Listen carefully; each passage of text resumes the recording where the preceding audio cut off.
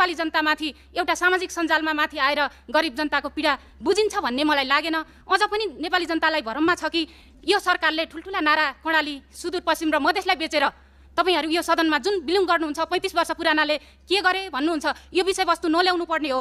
तर 35 वर्ष पुरानाका तपाई लिफ्टबाट माथि चढ्न खोज्नुभयो, हामी भर्याङमा उक्लिँदैछौँ, त्यति मात्रै फरक हो। पुराना र नयाँ यहाँ कोही पनि छैनन्, म पनि नयाँ नै मान्य हो भन्ने चाहिँ लाग्छ मलाई। किन भन्दा यो विषयवस्तुलाई चाहिँ लिएर माननीय सदस्य एकैछिन रोकिनुस्। माननीय सदस्य एकैछिन रोकिनुस्। यो सहकारी सम्बन्धी माननीय सदस्य एकैछिन रोकिनुस्। माननीय सदस्य नियमावलीको कुन नियम आपत्ति हो भन्नुस्। छोटकरीमा माइक दिनुस्। के नियम आपत्ति हो बताउनुस्।